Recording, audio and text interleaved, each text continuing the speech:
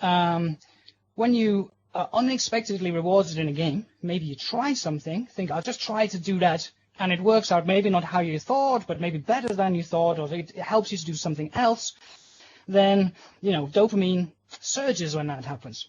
And it's considered that, these kind of dopamine up and down states have got, they're related to what happens in the brain when people are learning things also, okay? So there's, it's known that there's a connection. It's not really well known how the connection works or how to implement that in a game, but it's coming, okay? I'll also mention that fun and motivation. All these things are key to the reasons why people are interested in serious games, and they all have some kind of neurological dimension to them also. Okay, in-game advertising.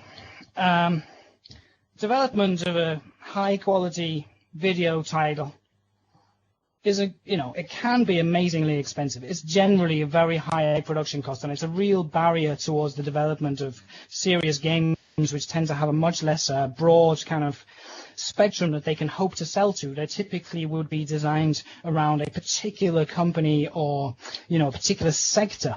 And the history of serious games is very much that the military and government-funded projects with large budgets. That's outside the reach of a lot of, outside the reach of SMEs for sure. And in-game advertising is one of the ways that we might see those kind of prohibitive development costs being offset in the future. There's two examples from leisure games at the bottom there. You can see, kind of Sprite, and you can see NCSoft advertising on the right and so on. Of course, it brings with it some ethical dilemmas. Should the, is it going to interrupt the effectiveness of the learning? We don't really know, but we need to consider that. Is it going to break the immersion of the game or the kind of the involvement in the game, which is generally considered a key reason why games could be important for learning?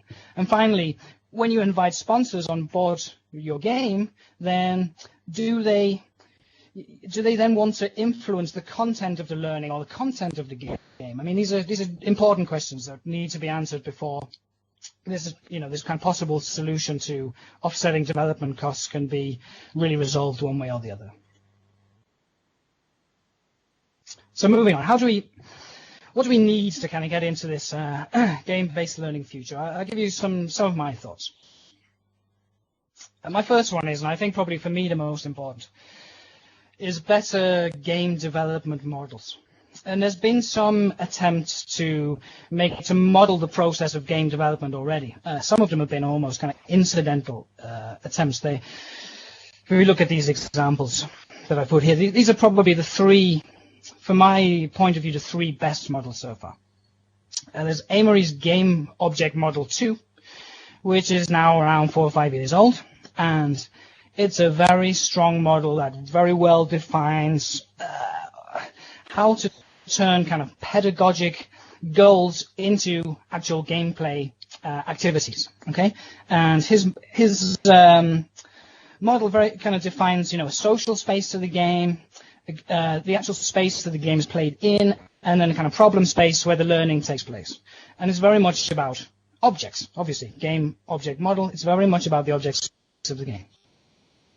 That's partly a kind of a weakness, as we'll see in a minute.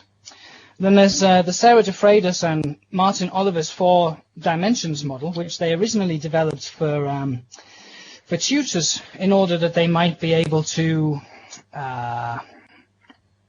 in order that they could assess any kind of game and see how valuable that is in a learning situation, primarily around schools. And as you can see, it wasn't developed as a game development model, but it turns out that it is being used as a game development model. It's kind of like a checklist, and it's got 4 criteria, pedagogic aspects, the context of the game. Do people have good hardware? Do they have kind of cultural requirements? There's the specifications around the actual learners themselves, their learner profile, what competence they have, their learning style. And then there's also the representation aspects of the game, which has been called fidelity, which is how realistic is it? Does it look like what it's trying to portray? Does it feel like it? Does it behave like it? Okay, that's the second model. And the third one was developed in Holland, It's called a balanced pedagogic model. And it has 3 criteria, which are broadly similar to the de Freitas and Oliver model I mentioned before, which should be in balance. And, you know, that model was developed to help game developers in the future also, like the Amory one. So, you know, we do have some models, but what's missing? What do we need? Well, in my opinion, what we really need is process-oriented models and process-oriented tools to complement what I've just described to you before.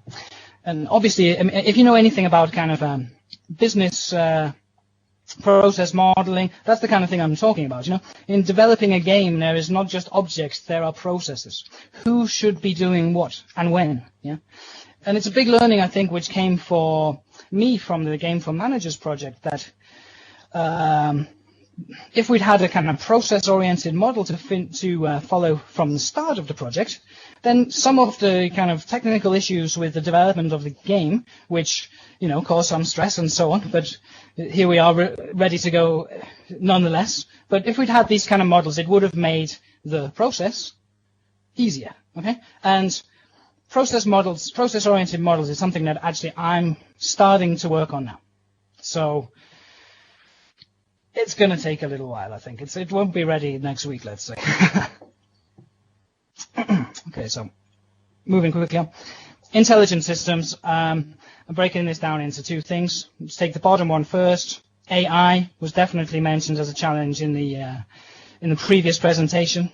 I think also intelligent systems should include the kind of aspect of personalization, which is obviously, you know, very much a hot topic in vocational education and learning these days. How we can use, you know, self-assessment by the learners or supported assessment with the tutors. How can that influence the gameplay that they are exposed to, so that they learn more effectively, more efficiently, more reliably, and more relevantly? Okay. Unfortunately, I could talk at great length about this, but it's not what we have time for today. Standards and interoperability. In web-based e-learning, we have a great example of the kind of thing that, one of the things I'm thinking of, which is the SCORM. And, you know, the kind of web revolution has in general, I think, or at least partly been driven by standardization and interoperability between the various aspects and dynamics of that process. It's a problem which has been overcome by quite a few areas of the computer industry, for example, the internet. But it's something that in the game world, you know, yeah, we do have some standards, you know. There's a set of standards which apply to the Xbox and a set of standards which apply to the Game Boy and to the Wii and so on, okay?